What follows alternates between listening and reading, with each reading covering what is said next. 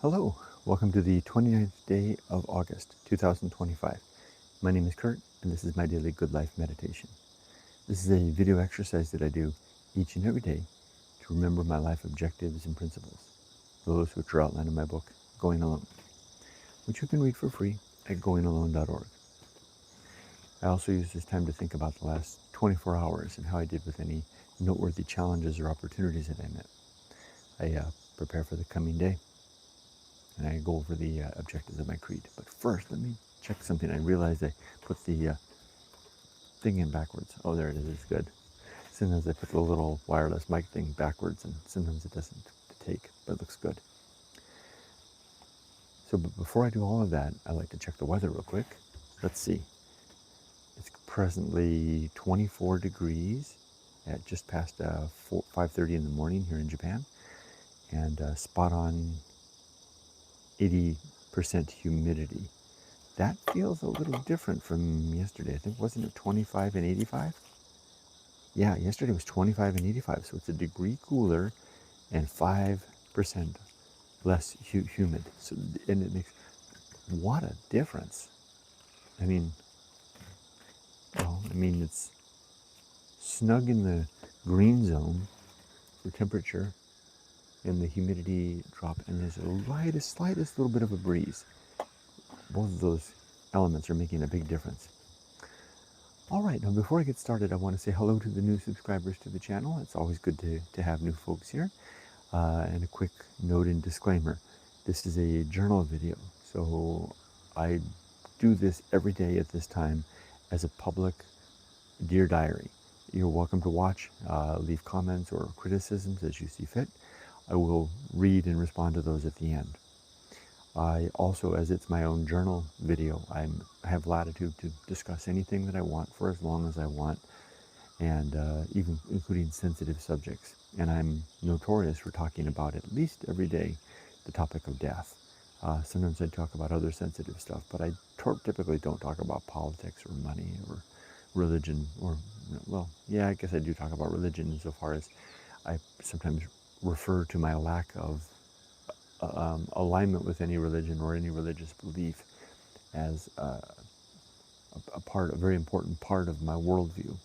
So I have to kind of everything in my creed kind of revolves around the idea that I'm on my own, in terms of, well, at least I have all of you, but I don't have supernatural agency to turn to or refer to in trying to figure out life. I have to kind of work it out on my own with the help of my fellow human beings. That's about the extent to which I talk about religion or lack thereof. And finally, huge thank you to my supporters, those that watch my videos, those who are my members on YouTube, and my supporters on Patreon. I really do appreciate you. A couple of new Patreon members this week, and I really do appreciate you as well. I'm going to reach out to you individually this week as well. Although I better get busy, the week's almost done, huh? One more bit of business note before I proceed. If you are a customer to my stores, please note that my eBay store is now shut down, but my YouTube store is still operational, although it's a museum now. You can't buy, nobody can buy anything, so all the stuff is there and the inventory continues to grow, but it's all shut down. This is due to the new the upset in the economic situation right now going on with tariffs. So made doing business online basically impossible for me. So I had to stop, shut down the business. Time out. Hopefully I'll bring it up one day. Okay, now we're done with all the disclaimer part, the stuff I do at the beginning. Let's get into the meat of it. The reason I do this every day is specifically to review the last 24 hours, since I did the same video yesterday, in which case I reviewed the 24 hours prior to that and the day before that. So this is part of the, if my life was if my life was a grandfather clock, these would be the ticks, the daily swings of the pendulum back and forth when I stop and I think about things. To stretch another analogy, I used to be a free diver in the Pacific Ocean off California coast. And the way that I did that was I would go off to a kelp forest and I would lay at the surface, laying on the top with my snorkel out, letting my body kind of calm down, and then hyperventilate, take in a deep breath and go down and do a long, deep dive, exploring the kelp bed, and then come back up, a minute later, back up to the surface, laying on the surface. And while I was at the surface, I could look down with my snorkel out, getting the CO2 out of my body and, replacing it with oxygen, and survey the ground below, I could see down, sometimes depending on the clarity, see all the way to the bottom, 30 or 40 feet down, assess where the dive I had just done and plan for the next dive. That's exactly what this is. This half hour, 45 minutes, sometimes an hour of time that I spent here is exactly like coming up to the surface to replenish my lungs, clean out the CO2 from my blood, assess the last 24 hours, and prepare for today. To assist me in that, I have a notebook, and I keep my notebook with me, and I make notes in it throughout the day. My notes are quite perfunctory. They're not detailed. They tend to encapsulate a great broad sensation, as well as sometimes identifying a particular incident. In this case, the note, I only have one note for the last 24 hours, and that's very common for me to have just one note. And it's a very simple, optimistic note. I wrote it out, and I realized that it's weighty in promise, and if it's true, then it really speaks a lot to the state of my journey retiring in Japan. It simply says, I found myself. Let me explain how the day went. So the day, broadly speaking now, Monday through Friday, breaks into two major sections. The first half in the morning, I've got pretty well figured out. I begin the day every morning at 4 a.m. to wake up. I sit in my room, it's still dark outside, and I catch up on responses on all social media, including YouTube. And then I write my blog post for the day. That blog post accompanies the video that I produce that encompasses the events of yesterday. So yesterday's video clips, because I just live my life and I carry the camera and I make clips through the day, and then I edit them all together and I produce a little video. Sometimes it's 15, 30 minutes to an hour. This morning's happened to be like over an hour. And then I write basically a journal entry to go with that. And then I upload the video and send off the journal entry as well. In the past, what I've done is I've collected all those journal entries into volumes, little printed books. I mean, they're not little, they're big, printed books called Stoic Poetry. And that's my journal. It's the title of my journal. And I'm 4 volumes in. I had to stop. Those 4 volumes end with my coming to America in December. I had to stop because I don't have a computer anymore. So now one of the big projects that I'll have to take up, hopefully in the next year in my retirement, is to catch up on my journal, codification, the compiling it into an actual book, because I want to leave my daughter behind, not just going alone in the other books that I wrote to support it, but I also want to leave for her a small library of my journals, which are very well organized and chronological in capturing the day. So enough about that. That takes me to 5:30 in the morning when I do this. This takes me to 6:15, and then it gives me 15 minutes to walk up the river to join the other senior citizens in my neighborhood for radio exercise, which takes me to 7 a.m., which then takes me to back home, and we take the dogs for a walk for half an hour, which takes me to 7:30. From 7:30 to 8, I prepare for my first listing for the day. I'm going to be listing wasabi today. Well, my wife cooks breakfast. She calls me down for breakfast at 8 o'clock. We then have breakfast together. We have a long tradition that Yumiko and I always have. We always enjoy it. We didn't do this when our daughter was young. We kept the TV off largely and just sat as a family. But when it's just the two of us, we like to watch our shows. And we're watching one called The Residence right now, murder mystery on Netflix. So we'll sit together, eat breakfast, watch that show for 15, 20 minutes, stop that, and then we kind of go our separate ways for the morning. I come upstairs, I list the item, um, and do a few other things, continue catching up on things. I clean up the videos. I clean up the phone to remove the videos from the previous day because they can accumulate. They're very large. And then that takes us to about 11:15 or 11:30, at which point it's time for Yumiko and I to head out to go take care of my father-in-law's lunch. And we either go out and get something and go back to his house and have it there. Sometimes we go to the supermarket, Yumiko gets ingredients and she cooks lunch for the three of us at Dad's house. Or we pick up Dad like we often do on Fridays, and we take him out to a restaurant on Fridays. And that takes us, that's a slow procedure. That takes us to 1 o'clock or sometimes 1:30. Because after that, after lunch with Dad, we then usually go to the supermarket. That's our Yumiko's daily trip to the supermarket, and I go with her. She gets the ingredients that she needs for the next 24 hours meals. She does all the cooking. I pick out an inventory item to list the following day. That takes us home to about 2 o'clock. 1:30 or 2, we're back at home. Now, at 5 o'clock, the dogs get fed. That gives me only 3 hours, right? That's 3 hours. So my days have become rather mature in terms of a mature routine. I mean, I only have like 3 hours there in the afternoon. Those are the 3 hours that I'm targeting in order to try to find myself a new purpose in life, because the rest is all kind of figured out.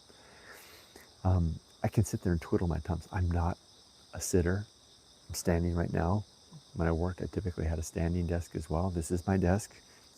It's a lovely little spot. I can easily twiddle my thumbs, and I don't do well with staying in one place. I don't do well with standing in one place for very long. This is the crux and pain point for me at this point in my life, is to figure out what to do basically with about 3 to 4 hours in the afternoon every evening. Because after 5 o'clock, we feed the dogs at 5, we have dinner at 6, we walk the dogs at 7, I take a bath at 8 o'clock, and I'm in bed at between 8:30 and 9. You see that everything from 4 a.m. to 1:30 or 2 is covered. 5 o'clock to bedtime is covered. Just 3 hours, about 2, 3, 4, 5, 3 hours that I need to figure something out to do with my life. It's not a lot of time. Now, the note says, I found myself. Coincidentally, someone left a comment yesterday, and their comment came coincidental with an observation that I had on my own. But I'm going to give them credit. It was a commenter on YouTube who said, Kurt, this quest you have to find some utility for your life in retirement. I think the answer's something you've known all along, Kurt. X is my primary platform. X is where I do most of my things. It's where my people are, so to speak. There's a community over there called the Gaijin Twitter community, and that's where I live. I live on X. Facebook, I post on Facebook and Instagram only because out of legacy. It's like, just a kind of a remembrance. But X is where my people are, and YouTube, but mainly X. Over on X, my profile has just simply 6 words under my biography. It says, and this is what the person wrote to me. They said, Kurt, on X, you describe yourself, your purpose, your thing is, I like to walk and think. I like to walk and think. I've been using that tagline forever and ever and ever. I've used it as an email signature on my personal email. I've used it as on my business card, my softypapa business card. Yeah, I have a softypapa business card. I actually give it out to people. It's happened enough that people, I meet people and they either have seen me on YouTube or something like that, and I've seen you before. It's happened a lot. I've seen you. Don't I know you from somewhere? And see, maybe on YouTube, maybe you've seen me there. And think, oh yeah, maybe I think I have. You're that guy that does stuff in Japan, or you're in the desert or something like that, or you swim in the beach or something like that. Yeah, so I whip out my business card. Yeah, I'm softypapa. So I get to pull it out about once a month. Even here in Japan, it happens. So it says I like to walk and think. This person reminded me of this in comments, And I had reminded myself of the same thing the other day, because if you follow these things, you know that I kind of, I'm out of things to do. I came to Japan. I spent a lot of time buying a house, refurbishing a house, making it livable. I've kind of developed a hobby with my wife, which is antiquing on the weekends. My wife and my sister-in-law do that reliably every weekend. We go out and we enjoy going to restaurants and stuff. My wife and I, as my daughter says, are always together. You know, basically from that, 4 a.m. to 1:30 or 2, we're in the same home, if not in the same room, and in the evening, in the same thing. But I didn't know what to do with myself for those 3 to 4 hours in the afternoon. Now, I tried having a business, that failed. I tried teaching English, I didn't want to do that anymore. But I gave it a second shot and put out some applications. No responses. Not even here in Japan. Nobody wants me. It's because I'm part-time. They're all looking for a full-time employees.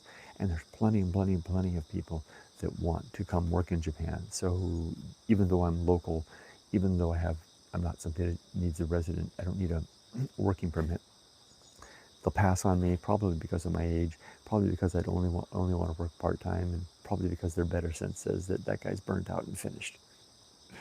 And they've got, well, I mean, literally, consider this, right? I mean, if you're looking at, if you got a job, teach in a little English school here in Shizuoka, or a big English school here in Shizuoka, and the job deals with teaching English to a bunch of kids, for 3 classes a day, so 3 hours a day.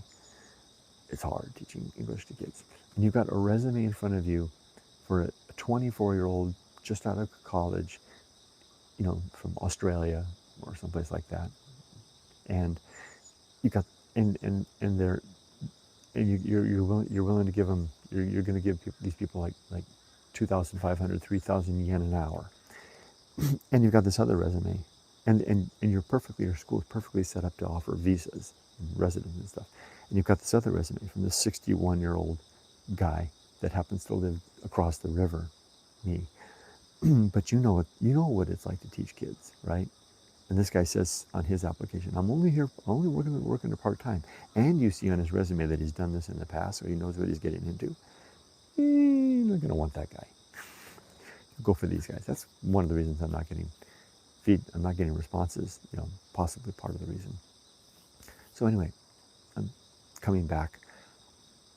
I've kept myself busy with home finding, home refurbishing, finding a new hobby with my wife, trying to start my business, which failed, and looking for jobs and nobody needs me. So then I'm kind of, well, then what?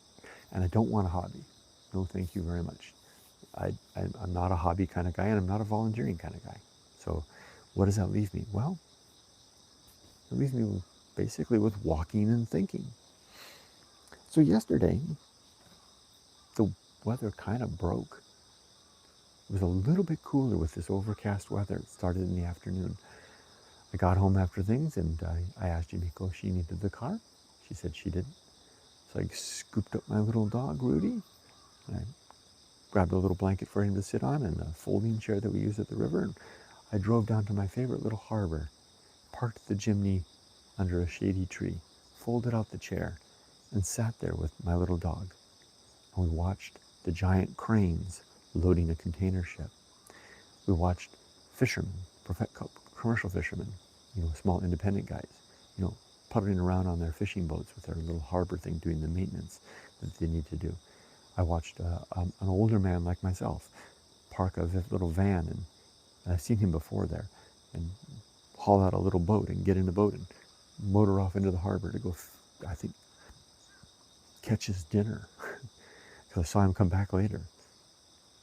I saw there's a homeless man that lives in that harbor. It's kind of like that little harbor area reminds me a lot of Cannery Row, if you've read Steinbeck.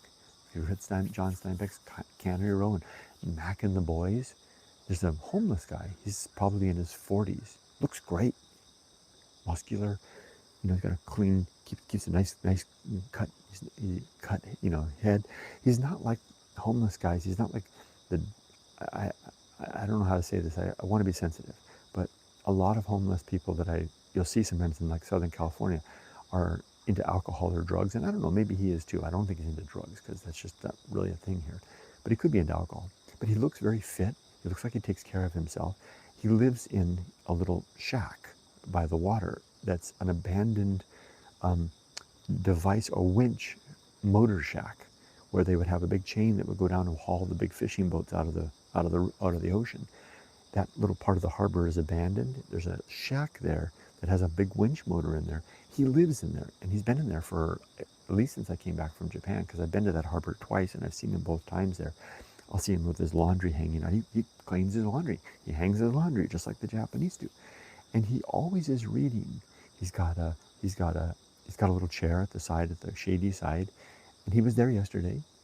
Sitting there with like a shorts, and he had his book, on the shady side of the shack, just reading away. I sat there, in maybe a bit in emulation of the man that I saw, in my little folding chair with my little dog, and I didn't read. I didn't paint. I didn't think about fishing.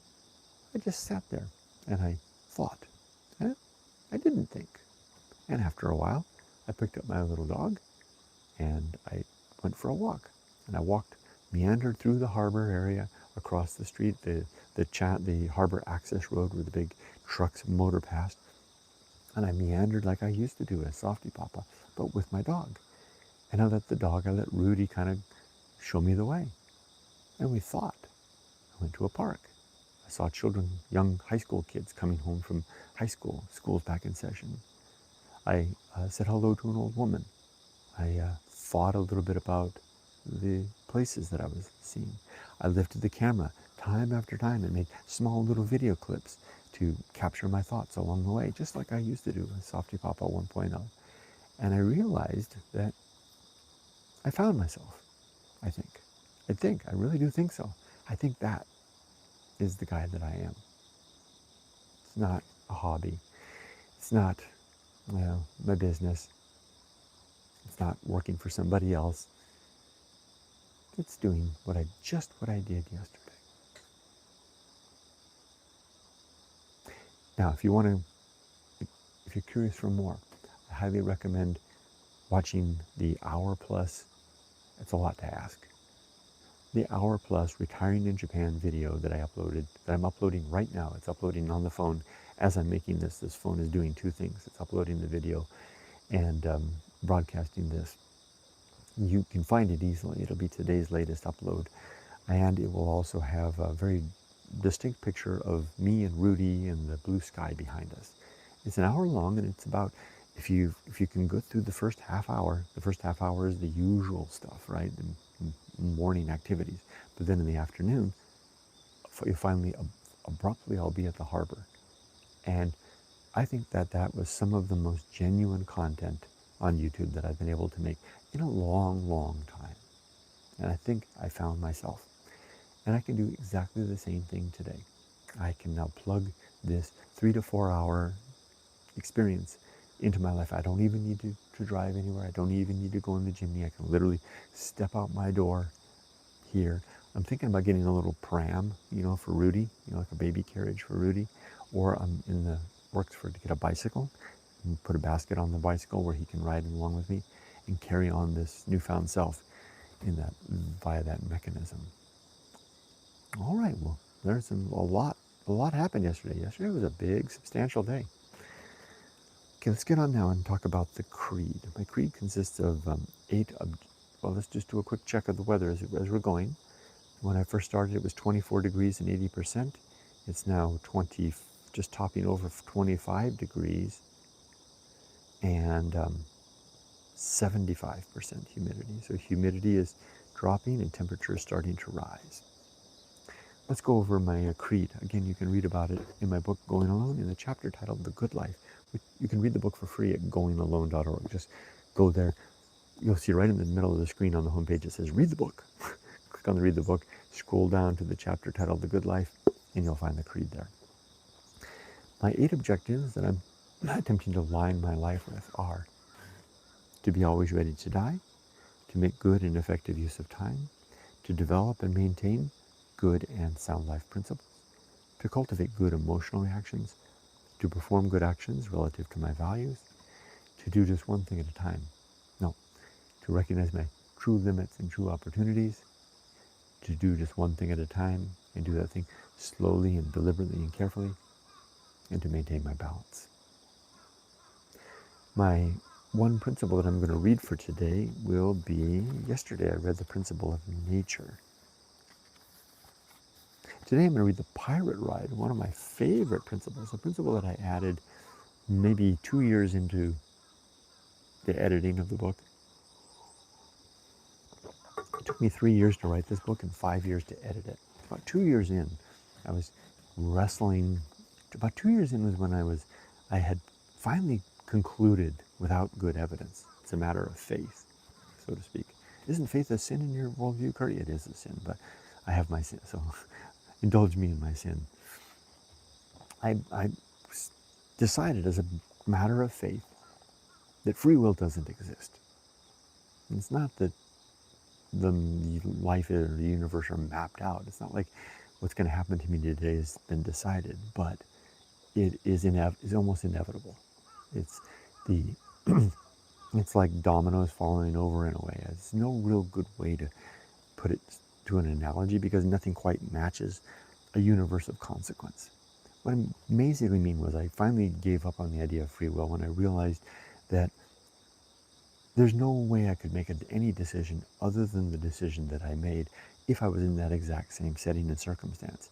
If all the factors of the universe were exactly the same, the day that I was backing up and I banged into the fence in my car, well, if I replayed the universe over and over again, I would always back up and bang into that fence. It would be Groundhog Day over and over and over again because something would need to change. The only thing that could, in fact, possibly change would be nothing could because you can't do it. It's an experiment you can't do, right? The only thing and the only reason that it's not predetermined is because of atomic randomness, right? There's enough randomness going on in the atomic level of the universe to mix things up. So we don't really know how today is going to unfold. I don't know what's going to happen today, but I can tell you that whatever does happen was inevitable. That's my take on free will. I don't have really any agency. Whatever agency I seem to have is kind of an artifact of my sense of self-control, when in fact I am simply obeying a cascading chain of chemical reactions going on within my nervous system, my limbic system, and my body at large, influenced by everything that's happening around me and all the events that have led to here from the start of the universe till now. And I'm just one more chemical reaction after another. I call this the pirate ride. I call it that in honor of the Disneyland ride, the Pirates of the Caribbean, where I remember as a small boy going through Disneyland, where I lived near when I was a kid, and seeing the one pirate there leaning back and forth, shooting his pistol across the canal at the other pirates on the other side. Bam! Bam! I think he's got a jug of rum in one arm. And then I remember taking my own daughter to Disneyland on that same ride as an adult, 30 or plus years later, 40 years later, and seeing that same pirate still doing the same damn thing after all those years, one generation to the next. And I realized that we are like those pirates, only the pirate is very limited, of course, in their field of capability. We have this seeming broad scope of capability, but in fact, we are as limited as the pirate in a very true sense, according to the biochemical machinations of our mind and body. And I called it, I had this revelation on the Pirates of the Caribbean ride. You can actually, if you ever go on that ride and you see that one pirate, it's just before they get to the bridge, you'll see the pirate. You can say, oh, this is where Kurt had his aha moment. If you ever take that ride, this is where the pirate ride principle was born. So I went home from that trip and I wrote this down the next day. Here you go, the pirate ride. And there's a quote by John Keats. And he's awake who thinks himself asleep. Here's my writing. The pirate ride.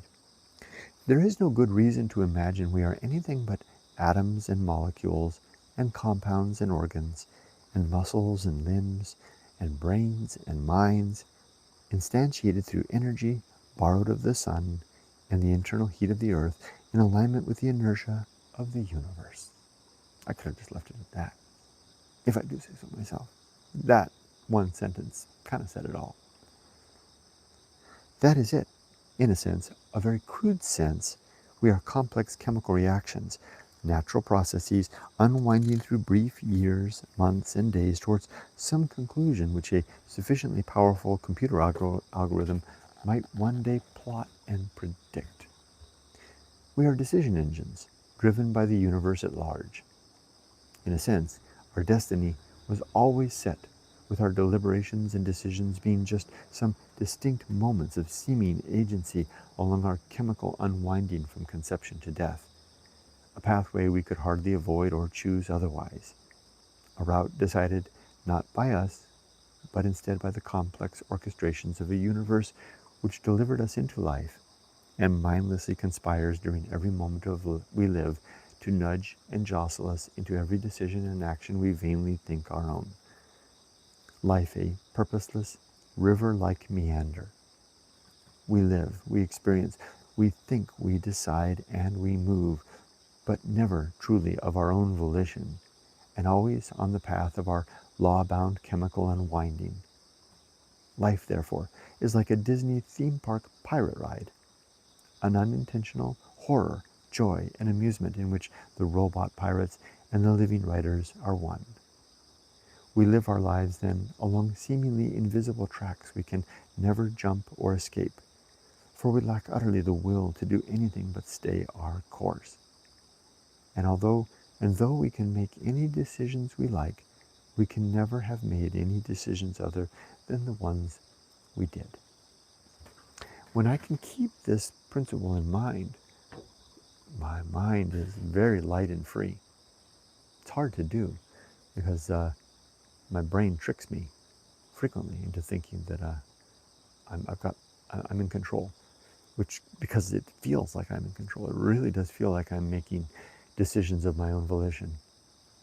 But when I realize that it's a much bigger thing than that, I'm really executing a conclusion at every decision that was seemingly reinforced and decided before I was even born.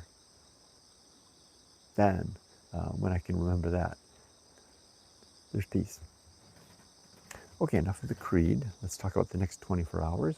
So the note simply says, rinse and repeat. I've got wasabi to list. I've got, and then I'll take an adventure. Looks like it's going to be another good day for it. As long as it's not too hot, right? I don't want my little dog to suffer in the heat. So if it's too hot a day, then we'll stay home. Or maybe Mimiko and I can go to the mall or something like that. I'll figure something out. But I think I've found myself. Let's read the comments. Hello, Tim. Weather check from the UK at 9:35 p.m. is 12.1 C and 95% humidity. Ooh, that's hot. 95% humidity. That's off the scale for me. And 12.1. What the heck is going on over there? That is both cold and humid. Heavy rain showers this evening. Oh, okay. I'm just trying to, take my mind and place it into that context. It feels cold and rainy. Or chilly at least. Hello, Julie BBB. Good afternoon. We are enjoying another day of perfect weather here. So nice. That sounds great. Julie BBB says, wow, this is exactly what my brother does. Long walks and discovers new little things in his area. Sounds like your brother and I have a lot in common. Please tip my hat to him, please. Ginger08 says, your business didn't fail. It was a victim of circumstances. Thank you. People seem to be uncomfortable with me describing it as failing. I get like 3 comments a day on YouTube from people telling me just like that, and I appreciate that. I'm probably going to continue to call it a failure, because I tend to enjoy applying hyperbole to significant moments to kind of lay emphasis on them. So calling my business a failure kind of highlights it. And I'm not the type of person that gets moody about my failures anymore. I kind of don't. I don't like. I go. It's more like oh well, there you go again. I don't get depressed about failure anymore. It's a Tuesday or a Friday. But thank you. I appreciate that, Ginger. Robert says, Robert chiming in.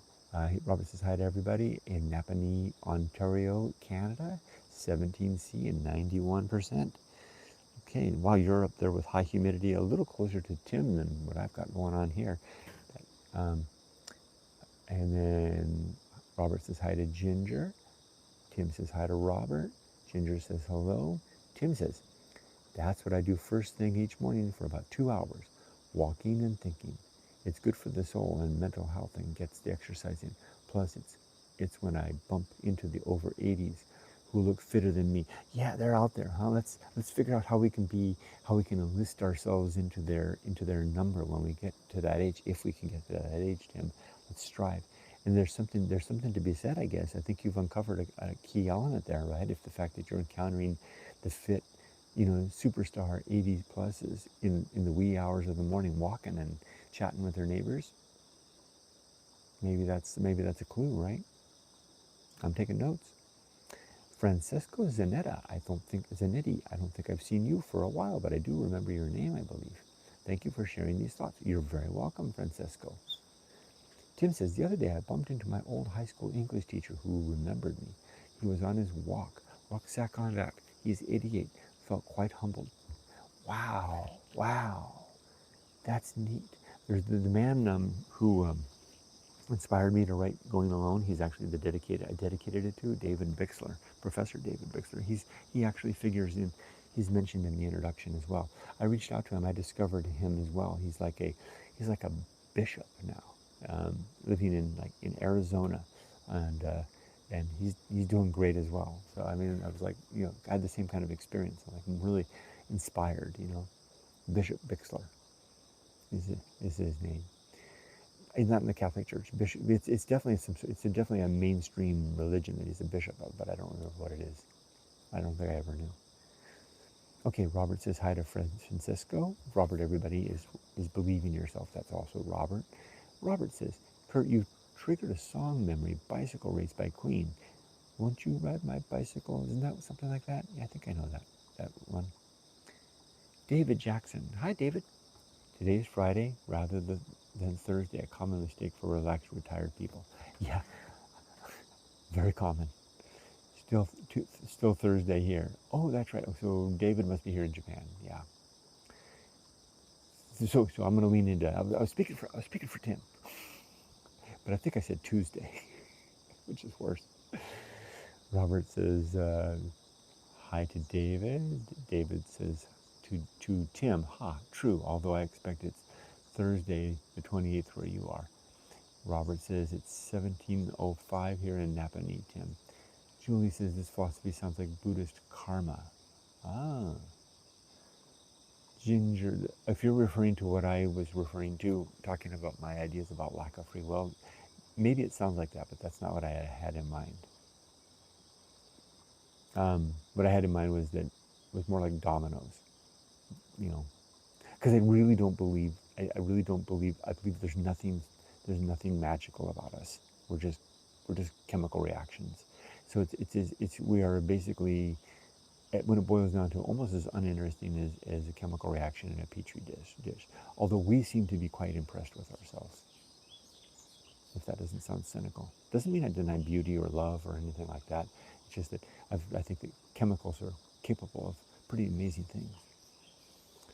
So I don't think that's really karma, but I can see the similarity. Ginger, hello Ginger 08, 74 degrees in Indiana, very nice temperatures. Tim says, just checked again, it's now 12.3 and 96. Changes happening fast. Hey Kelly, 65 and 85% humidity and rainy in Michigan. Ooh, sounds pretty good. 65 isn't bad. I mean, after the summer months, but I guess it doesn't get too hot in Michigan, or does it?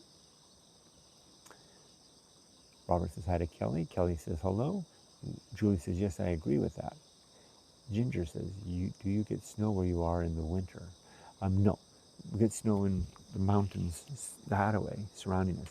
But this community that we live in, called Shizuoka, which means peaceful mountain, was the retirement spot for the shoguns, for the Tokugawa shoguns. They retired here, and one of the reasons that they chose to retire here was due to the amazing. This is probably the best weather in Japan. It's the most like it's more like it's kind of like Southern California in a way, insofar as we're protected from the cold winds of China by the Southern Alps. We're exposed. We're very close to the deep waters of Suruga Bay, which the deep and the Pacific Ocean, which kind of have like a heat sink, and they moderate the temperature. It's a very, very pleasant climate. It's not as pleasant as Southern California, but for Japan, it's very nice. Ginger says, it can snow a great deal here in the winter. I'm very close to the water. Oh, maybe you were talking to Robert, sorry. We had 90s this summer. Oh, in Michigan. Okay, so 90s. Well, I guess it depends on where you're from, right? I mean, 90 in Southern California would be a beach day.